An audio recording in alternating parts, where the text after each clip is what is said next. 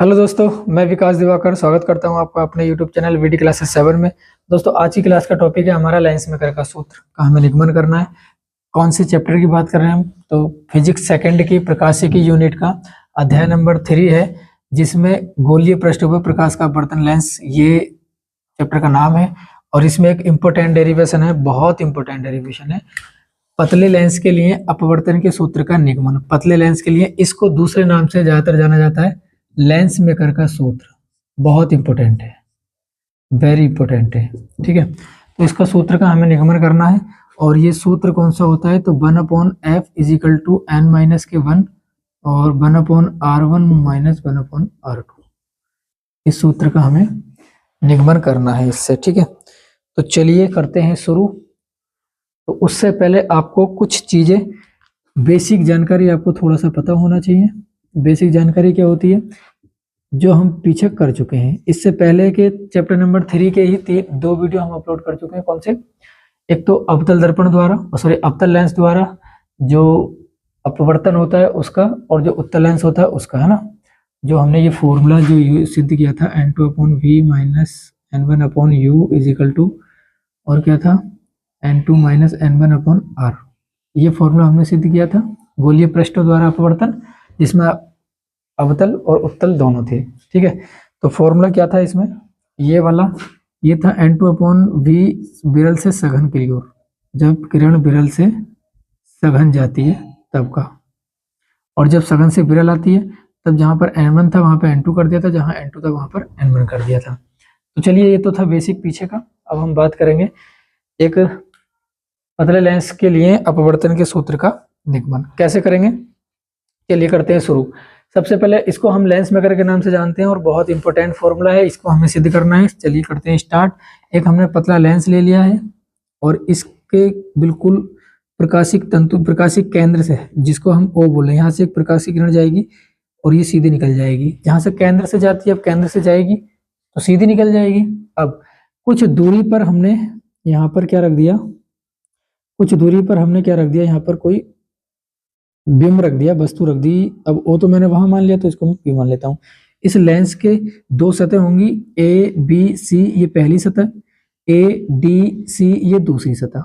ठीक है, चलिए यहाँ पर कोई वस्तु रखेंगे और वस्तु की जब यहाँ से कोई प्रकाश की किरण भेजेंगे इस तरह से, इस तरह से अगर कोई प्रकाश की किरण हमने भेजी, ठीक है, इस तरह से कोई प्रकाश की किरण हमने भेजी। अब मुझे ये बताओ, देखो ये तो विरल माध्यम है। अब ये क्या है? ये कांच का है ना। ये क्या है? कांच का। मतलब ये जो लेंस है ये कांच का है, तो इसमें जो माध्यम होगा, सॉरी ये विरल नहीं होगा, ये सघन नहीं होगा, ये विरल ही होगा। ये कौन सा होगा? विरल। ये विरल, ये विरल, और इसके अंदर जो होगा वो क्या होगा? सघन। इसके अंदर जो होगा वो क्या होगा? सघन। ये विरल आ गया और इसके अंदर जो आ गया वो आ गया सघन। ठीक है, सघन आ गया। तो अब जब प्रकाश की किरण सीधी जाएगी, जब प्रकाश की किरण सीधी जाएगी तो इसके लिए माध्यम बदल रहा है। माध्यम बदल रहा है, हाँ, विरल से सघन में जा रहा है, विरल से सघन में जा रहा है। तो विरल से सघन में जा रहा है तो क्या होता है? जब प्रकाश की किरण विरल माध्यम से सघन माध्यम में जाती है, जब प्रकाश की किरण विरल माध्यम से सघन माध्यम में जाती है तो वह क्या करती है? अभिलंब की ओर झुक जाती है, ये अभिलंब से दूर हट जाती है, तो अभिलंब की ओर झुक जाती है, अभिलंब की ओर झुक जाती है। क्या इसके लिए कोई अभिलंब है आपके पास? नहीं है, तो बना लें। हाँ सर बना लो, चलो फिर बना लेते हैं। यहां से हमने एक लंब डाल दिया,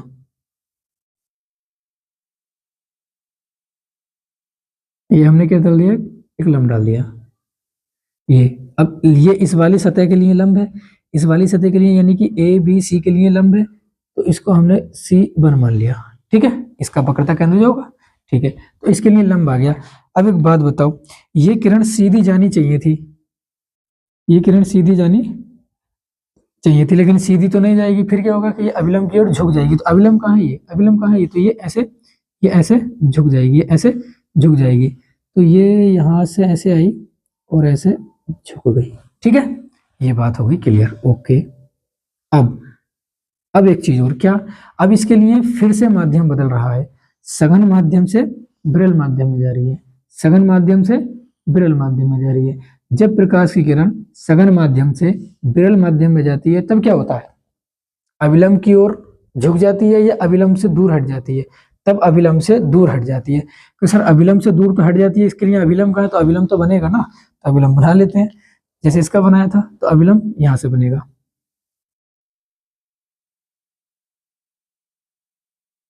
यहाँ कहीं इसका अभिलंब आ गया ये, ठीक है। तो ये इसका अभिलंब आ गया, ये इसका आ गया अभिलंब, और ये ए डी सी का अभिलंब है तो ये आ गया C2 दूसरी सतह का।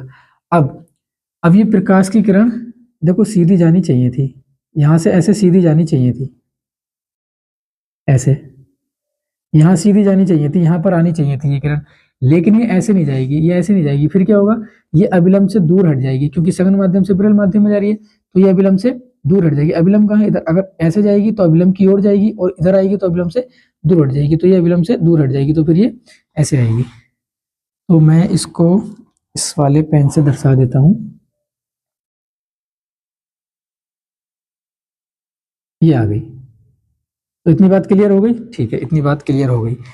अब जो आभासी किरण आ रही थी ये बनेगा प्रतिबिंब, और ये भी बनेगा प्रतिबिंब। तो ये जो बनेगा प्रतिबिंब, ये आई डैश बनेगा और ये आई बनेगा। कोई भी नामकरण आप कर सकते हो। अब हमने आई डैश क्यों लिखा है इसमें, क्योंकि ये आभासी है, क्योंकि ये आभासी है। ये किरण आपके समझ में आई? हाँ सर समझ में आई। तो अब जो एक्स्ट्रा है, जो हमें जरूरत नहीं है, उनको मैं मिटा देता हूँ।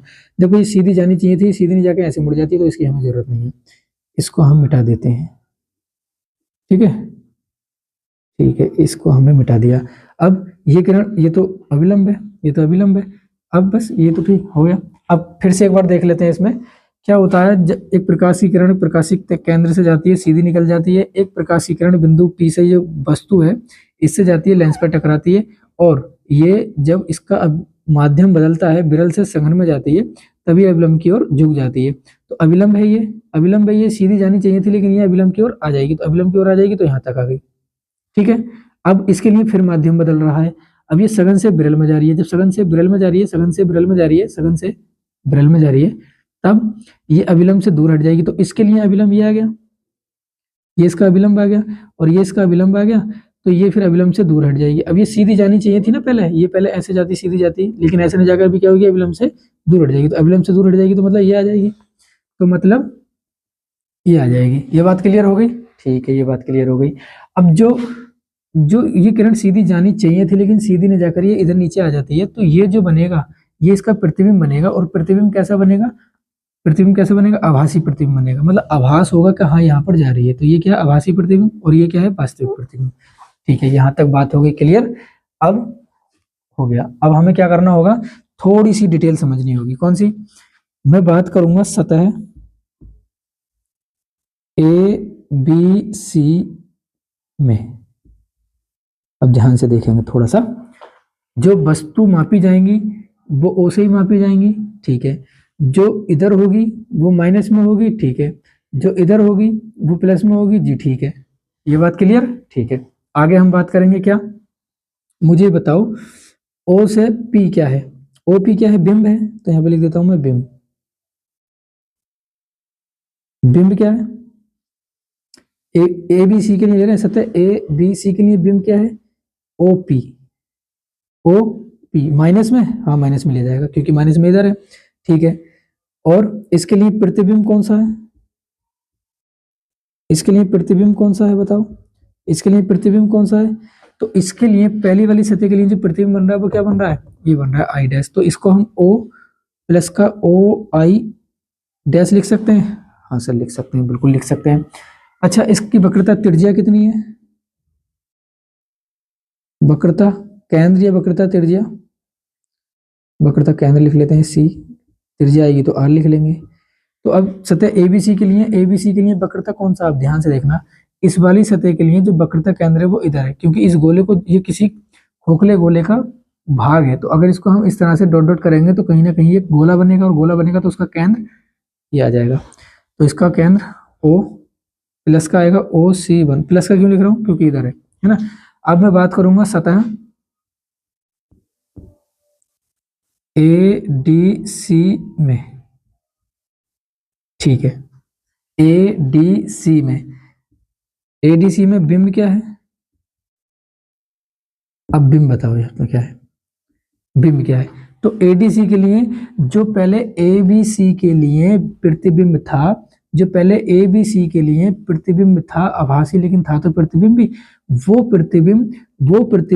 वो आई डैश एडीसी के लिए आभासी वस्तु का काम करेगा, आभासी वस्तु का काम करेगा। तो बिंब एडीसी के लिए ये आ जाएगा, ओ से आई डैश प्लस का आएगा और ये आभासी होगा, और ये आभासी होगा। फिर से सतह एबीसी के लिए लेंगे, एबीसी के लिए लेंगे तो बिंब क्या आ जाएगा, ओपी आ जाएगा, माइनस में आएगा, ठीक है। प्रतिबिंब क्या आएगा, ये बन रहा है, ये बन रहा है प्रतिबिंब आई डैश, तो ओ से आई डैश इधर है, प्लस में लेंगे, ठीक है। वक्रता केंद्र क्या बन रहा है, इधर बन रहा है, तो ओ सी वन ले लेंगे, प्लस में आएगा, हाँ प्लस में आएगा क्योंकि इधर है। ए डी सी के लिए बात करेंगे, सतह ए डी सी के लिए बात करेंगे तो क्या होगा, एडीसी में बिंब की बात करेंगे तो बिंब क्या है, बिंब जो पहले प्रतिबिंब था वो उसका आभासी बिंब बन जाएगा, यानी कि वस्तु बन जाएगा। तो ओ आई डैश एडीसी के लिए आभासी बिंब है, ठीक है। अब बात करेंगे प्रतिबिंब की, तो प्रतिबिंब तो यही रहेगा आई, तो ओ आई, और वक्रता केंद्र, वक्रता केंद्र बता दो। अब इस वाली ए डी सी के लिए वक्रता केंद्र तो इधर होगा ना, तो ओ सी टू, और ये माइनस में क्योंकि बाईं ओर है, ठीक है। बस ये चीज क्लियर हो गई, एकदम क्लियर। अब हम बात करेंगे डेरिवेशन की, ठीक है। चलिए तब हम क्या करेंगे, डाटा यहां से ले लेंगे हम, चित्र आप बना लेना, चित्र के नीचे जस्ट बराबर में लिखना, उसके नीचे आपको डेरिवेशन करना है, ठीक है। अगर आप इसमें 2-3 लाइनों की थ्योरी लिखना चाहें तो लिख सकते हैं। कैसे, माना कोई ए बी सी डी एक अपवर्तक पतला लेंस है जिसकी मोटाई आप कुछ भी ले सकते हो, टी ले लो, जिसकी मोटाई स्मॉल टी है और जिसका प्रकाशिक केंद्र O है, और प्रकाशिक केंद्र O से कुछ दूरी पर यानी कि U दूरी पर, वस्तु की दूरी को U से शो करते हैं, U दूरी पर एक बिंदु P रखा है, जो वस्तु रखी है, और यहाँ से एक प्रकाश की किरण जाती है जो विरल माध्यम से सघन माध्यम में जाती है। इतना कुछ करने की जरूरत नहीं है, बस थोड़ा सा लिख देना कि कोई वस्तु रखी है, इसका प्रतिबिंब आई डैश और आभासी प्रतिबिंब आई डैश और प्रतिबिंब आई बन रहा, बस इतना कर लेना है ना। चलो मतलब चित्र से ही सब कुछ करना है, कुछ अपने तरफ से नहीं करना है ना, कुछ एक्स्ट्रा एफर्ट्स लगाने की जरूरत नहीं है। अब हम क्या बात करेंगे, तो चलिए बात करते हैं इसकी। सबसे पहले हम बात करेंगे विरल से सघन में जाने की, विरल से सघन, विरल से सघन में, तो विरल से सघन का फॉर्मूला हमने क्या लिखा था, हमने फॉर्मूला लिखा था, देखो ये वाला N2 upon V minus N1 upon U बराबर N2 minus N1 upon R, ये तो लिखा था, हाँ ये लिखा था। ये V क्या है, वस्तु की दूरी, V क्या है, प्रतिबिंब की दूरी, U क्या है, वस्तु की दूरी, R क्या है, वक्रता केंद्र त्रिज्या। लगा दो। किसकी बात करेंगे, विरल से सघन में। अब देखो विरल से सघन में जा रहे हैं, विरल से सघन में जा रहे हैं तो कौन सी सतह की बात करेंगे, A B C की, ठीक है। तो A B C के सारे मान हमें इसमें रखने हैं, तो मुझे बताओ अब क्या बताओगे कि N2 तो ऐसे ही रहेगा, V क्या है, V है प्रतिबिंब की दूरी, V क्या है, प्रतिबिंब की दूरी, और ABC की हम बात कर रहे हैं तो ABC में प्रतिबिंब क्या है, OI डैश, OI डैश, हाँ ठीक है, प्लस में है, प्लस में लगा देंगे OI डैश, ठीक है, माइनस N2 अपॉन U क्या है, वस्तु की दूरी, और वस्तु की दूरी है तो हम बात कर रहे हैं ABC की, क्योंकि विरल से सघन में तो ABC ही आ रहा है ना, तो बिंब क्या है, माइनस का OP, माइनस का OP बराबर, ऐसे ही रहने दो। अब R क्या है, R है त्रिज्या, R क्या है, त्रिज्या, तो इसकी त्रिज्या कौन सी आ जाएगी, OC1 प्लस के, OC1 मैं प्लस इसलिए लगा रहा हूं ताकि कोई कंफ्यूजन ना हो, हालांकि प्लस लगाते नहीं है लेकिन मैं समझाने के लिए आपको लगा रहा हूं, है ना। तो ये समीकरण 1 मान लो। अब बारी आएगी एडीसी की। अब सघन से विरल में जा रहे हैं, सघन से विरल में जा रहे हैं तो बात करेंगे एडीसी की। तब इसी में हम क्या करेंगे, यही फॉर्मूला हम जब सघन से विरल में जा रहे थे, कल की अगर हम बात करें तो सघन से विरल में जा रहे हैं तब क्या किया था, तब हमने N1 की जगह पर N2 किया था और N2 की जगह पर N1 किया था। तो यहाँ पे भी सेम ही करेंगे। कैसे करेंगे, अब यहाँ पर N1 upon V minus N2 upon U बराबर N1 minus N2 upon R। ये तो क्या अदला बदली कर दी, ठीक है।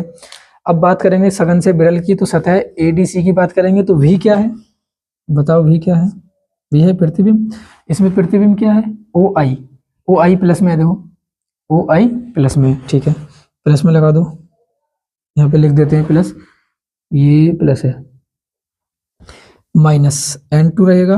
अब U क्या है, वस्तु की दूरी, तो इसमें वस्तु क्या है, इसमें वस्तु है OI डैश, आभासी वस्तु है, हाँ ठीक है, प्लस के OI डैश बराबर N1 minus N2, N1 minus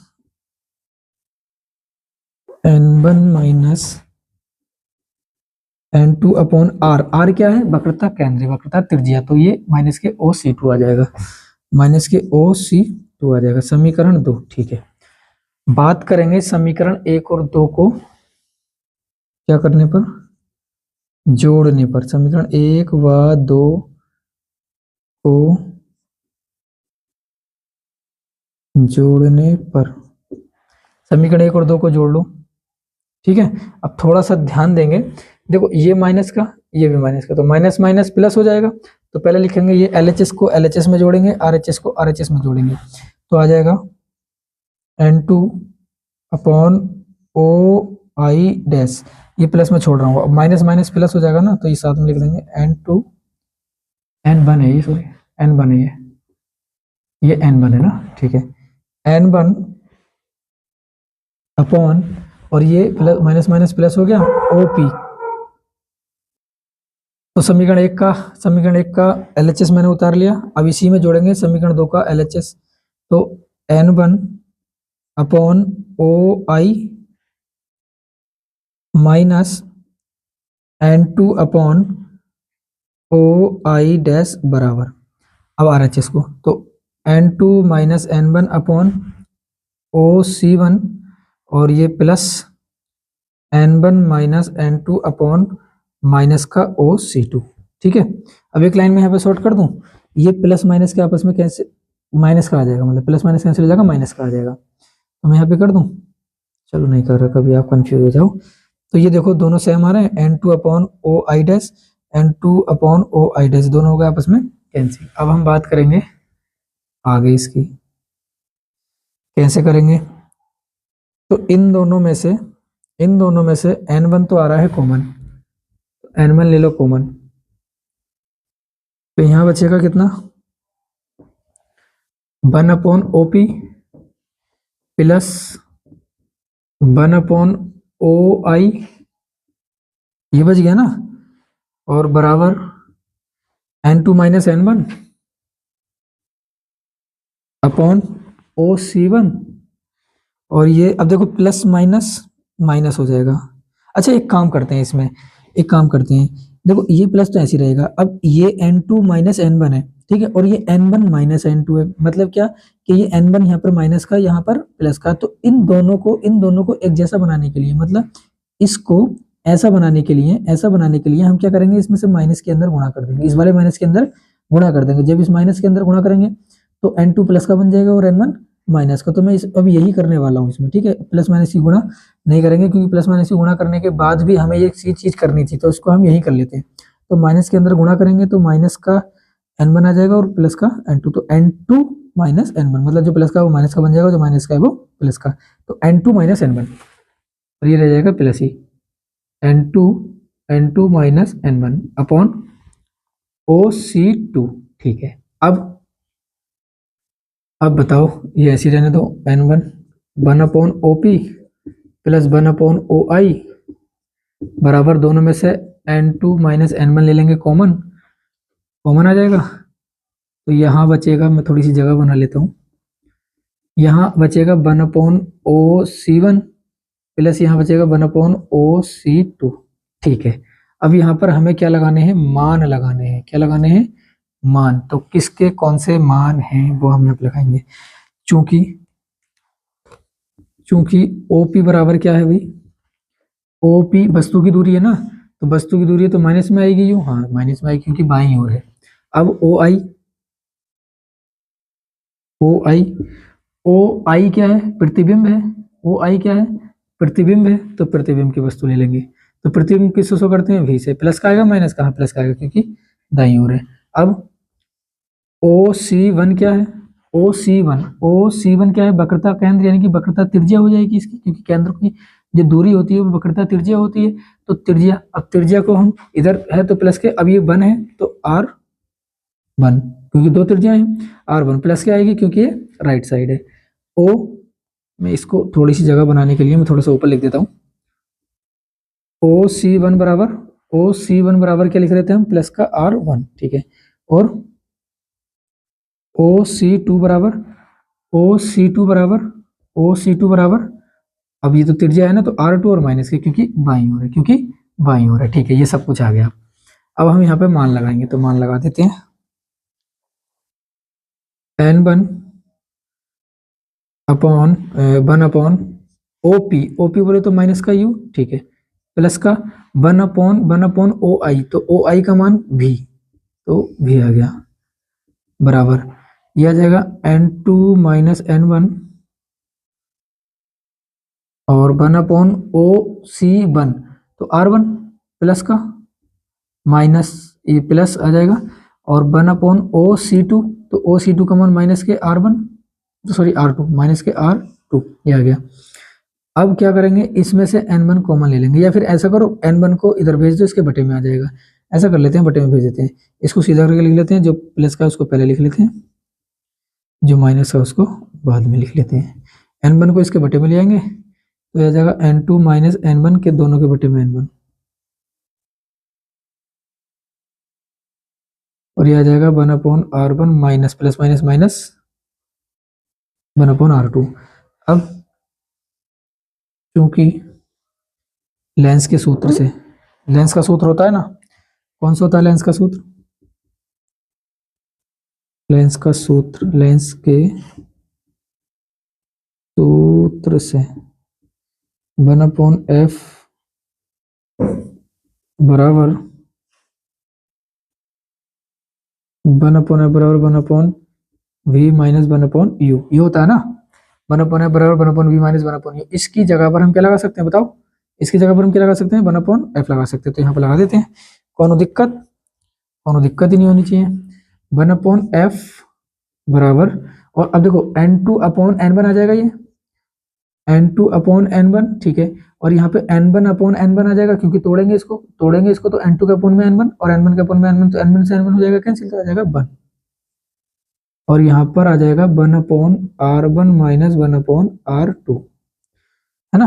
अब इसको कैसे लिख सकते हैं हम? 1 अपॉन F बराबर, इसको लिख सकते हैं N21, जो नीचे होता है उसको बाद में लिखते हैं, जिसमें किरण जाती है उसको बाद में लिखते हैं।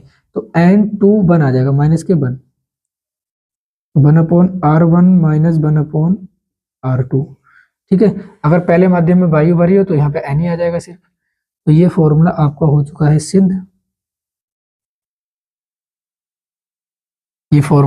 चुका है सिद्ध, या फिर इसको ऐसे लिख सकते हो, या 1 अपॉन F बराबर, अगर आपके पास दो माध्यम नहीं है, एक ही माध्यम है, मतलब एक माध्यम में वायु है, वायु का मान तो 1 हो जाता है कहीं पे, तो यहाँ पर हम सिर्फ N लिख सकते हैं, अपॉन में 1 upon R1 minus 1 upon R2। This is your answer. ये लेंस मेकर का सूत्र आपका सिद्ध हुआ, यहाँ पर आप लिख सकते हो प्रूव्ड, ठीक है, ओके। तो आप इसका स्क्रीनशॉट ले लीजिए, और आपको कैसा लगा ये डेरिवेशन कमेंट में जरूर बताइए। बाकी मैं साइड हो जाता हूँ, आप इसका स्क्रीनशॉट ले लीजिए। आई होप आपने स्क्रीनशॉट इसका ले लिया होगा, और ये कंप्लीट हुआ आपका। नेक्स्ट क्लास में हम बात करेंगे, नेक्स्ट वीडियो में, और उसमें हम लेकर आएंगे नेक्स्ट डेरिवेशन। देखो ये डेरिवेशन की श्रृंखला हमने स्टार्ट कर लिए, और हम कंप्लीट की ओर ही हैं। तो बारी बारी से हर चैप्टर वाइज हम इसमें डेरिवेशन और न्यूमेरिकल्स लगा रहे हैं। अगर आपको ये वीडियो पसंद आ रहे हैं और क्लास अच्छी लग रही है, और आपको लगता है कि हाँ हेल्प मिल सकती है, मैं 100% बोल सकता हूँ कि आपके लिए बहुत इंपॉर्टेंट रहेगा, बहुत इंपॉर्टेंट ये सीरीज रहने वाली है न्यूमेरिकल्स की और डेरिवेशंस की। मैं पूरी थ्योरी अभी नहीं करा रहा हूँ, मैं सिर्फ एग्जाम के पॉइंट ऑफ व्यू से यही बता रहा हूँ कि हमें सिर्फ अभी डेरिवेशन लगाने हैं, मैं सिर्फ डेरिवेशन लगवा रहा हूँ और इम्पोर्टेंट न्यूमेरिकल, डेरिवेशन और इम्पोर्टेंट न्यूमेरिकल तो लगातार डेली वीडियो अपलोड हो रही है, आप डेली देख सकते हैं उसमें, है ना। और बाकी मिलते हैं नेक्स्ट वीडियो में एक नए डेरिवेशन के साथ, तब तक के लिए जय हिंद जय भारत।